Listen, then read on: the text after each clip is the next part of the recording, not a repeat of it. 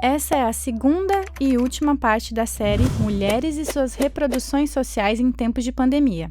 No episódio anterior, entendemos o cenário que antecedeu a lei e abordamos o ciclo da violência. Neste, entenderemos como funciona a Lei Maria da Penha e como podemos praticar o acolhimento, a escuta afetiva e, principalmente, como buscar por políticas públicas para as mulheres. De acordo com a Lei nº 11.340, a Lei Maria da Penha, violência contra mulheres é qualquer ação ou omissão baseada no gênero, mulher, que lhe cause morte, lesão, sofrimento físico, sexual ou psicológico e dano moral ou patrimonial. A Lei Maria da Penha estabelece que todo caso de violência doméstica e intrafamiliar é crime e deve ser apurado através de inquérito policial e ser remetido ao Ministério Público. A lei também deixa claras situações de violência doméstica, proíbe a aplicação de fiança aos agressores, amplia a pena de 1 para até 3 anos de prisão e determina o encaminhamento das mulheres em situação de violência, assim como de seus dependentes, o programa e serviços de proteção e de assistência social.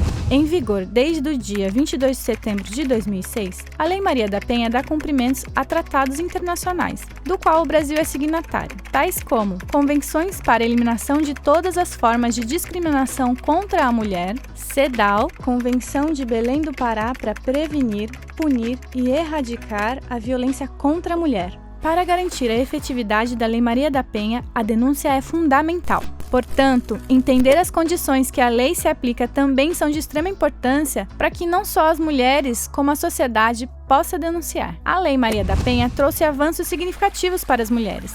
Entre elas está a criação do Juizado de Violência Doméstica e Familiar contra a Mulher, JVDFAM, a devolução da prerrogativa investigatória à autoridade policial, ou seja, a possibilidade de instauração de inquérito policial após notícias de violência doméstica, a assistência judiciária gratuita para a vítima e a impossibilidade de entrega de notificação ou intimação pela vítima. É claro que a violência doméstica não foi extinta, pois se trata de um problema enraizado em nossa sociedade patriarcal. Mesmo com a implantação da lei, há um longo caminho a percorrer. A pandemia trouxe números preocupantes em relação à violência doméstica. Por conta do isolamento social e a convivência forçada nos lares, as mulheres têm vivido situações de extrema tensão e a impossibilidade de pedir socorro e, quando conseguem, infelizmente, por vezes, se deparam com atendimento atípico e reduzido dos serviços de apoio, enfrentando ainda mais obstáculos para se livrar dessa situação.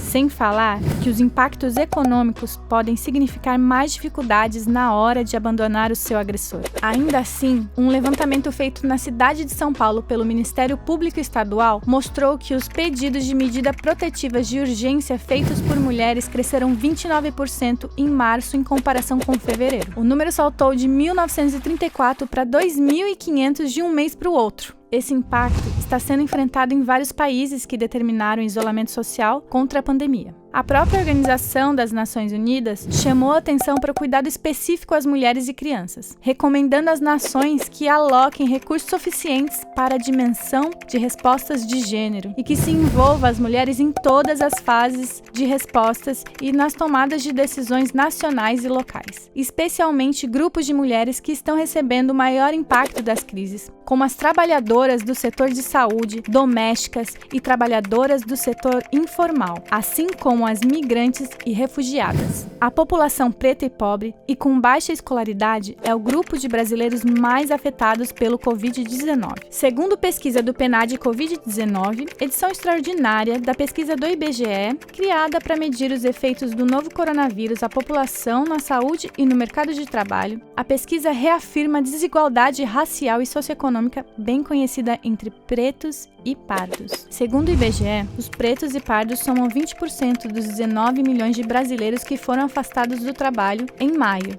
e os brancos somam 16,1%. Somente 9% dos pretos e pardos puderam trabalhar em home office, enquanto 17,6% dos brasileiros de cor branca puderam aderir a essa iniciativa. As mulheres negras são as mais afetadas com a piora das desigualdades que foi imposta pela doença. Segundo o IBGE, a taxa de desemprego, de pretos e pardos foi de 12% contra 9% verificado entre os brancos. O IBGE aponta também que os 4,2 milhões de brasileiros que apresentaram sintomas do Covid-19 em maio, 70% eram pretos e pardos. Nesse período de isolamento, é muito importante que as pessoas fiquem atentas e não se calem. Se qualquer pessoa escutar atos de violência e de agressão, a recomendação é que acionem imediatamente a rede de enfrentamento à violência contra as mulheres. A mulher em situação de violência precisa, antes de qualquer providência, ser acolhida. O acolhimento é uma postura ética que implica na escuta dessa mulher em suas queixas, no reconhecimento do seu protagonismo no processo de superação de sua situação. Não é necessário ser advogada, psicóloga ou profissional de saúde para promover o acolhimento dessa mulher em situação de violência. Antes de oferecer alguma solução para essa mulher, é imprescindível escutar o seu relato e entender quais são as suas condições de vida e situação socioeconômica. Independente da história de vida dessa mulher, é possível afirmar que ela está frustrada e se sentindo culpada por não ter o relacionamento que só os comerciais televisivos de margarina mostram, e que, até chegar a você, ela já suportou meses, talvez anos, do círculo de violência que conhecemos no episódio anterior. Se ao invés de exercitar a escuta qualificada e o acolhimento, você julgá-la ou se frustrar com seu relato e sua disposição, você poderá deixar de salvar a vida dessa mulher, poderá deixar de ser um fator determinante para que essa vítima seja uma sobrevivente. Buscar por políticas públicas para mulheres também é um caminho necessário para combater a violência contra a mulher, e existem maneiras que a sociedade civil pode e deve ajudar de forma efetiva. Você sabe o que é a ficha de notificação de agravos de violência, a notificação compulsória? Ela é um documento que tem como finalidade comunicar a ocorrência de casos individuais, suspeitos ou confirmados. Nesse caso, relacionados à violência contra a mulher. Qualquer profissional ou pessoa que atenda a uma mulher em situação de violência precisa saber fazer esse procedimento. Busque entender na Secretaria de Saúde do seu município o setor de vigilância epidemiológica. Notificar a violência contra a mulher é necessário e urgente. Notificar é cuidar.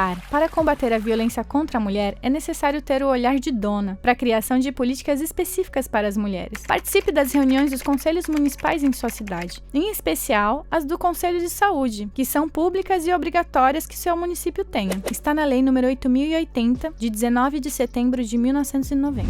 Outro importante espaço de discussão são os Conselhos Municipais de Assistência Social. Compareça a esses encontros. Outra maneira de ajudar nesse controle social é verificar se no seu município existe também o Conselho Municipal de Políticas para as Mulheres, ou algum tipo de fórum para as mulheres organizado pela sociedade civil. Entender o que é a rota crítica também faz parte da busca de políticas públicas para mulheres. A rota crítica nada mais é do que estabelecer quais são os caminhos percorridos pelas mulheres em busca dos seus direitos. Se essas mulheres não forem bem acolhidas, correm o risco de tornarem-se vítimas de outra forma de violência, a institucional. Por isso, fazer estudos que estabeleçam o respeito aos direitos das mulheres é fundamental para sairmos do ciclo da violência. A violência institucional é aquela praticada nas instituições prestadoras de serviços públicos, como hospitais, postos de saúde, escolas, delegacias e o judiciário. Estas organizações são perpetradas por agentes que devem proteger as mulheres vítimas de violência, garantindo a cada uma delas atenção humanizada, preventiva e também reparadora de danos. Os serviços públicos também são responsáveis por outro tipo de violência que acontecem com as mulheres,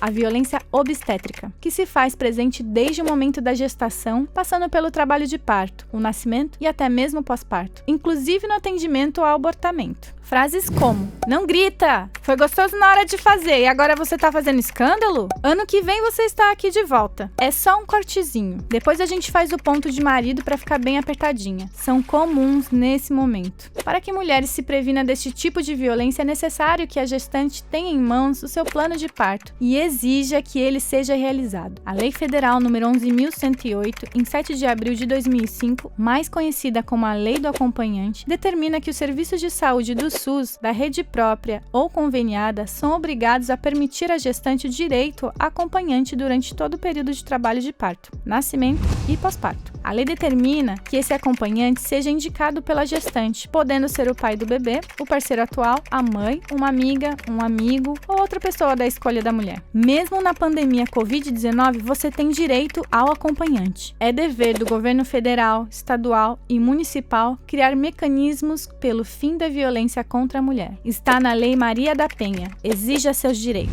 Ligue 180, Central de Atendimento à Mulher. 190, Polícia Militar.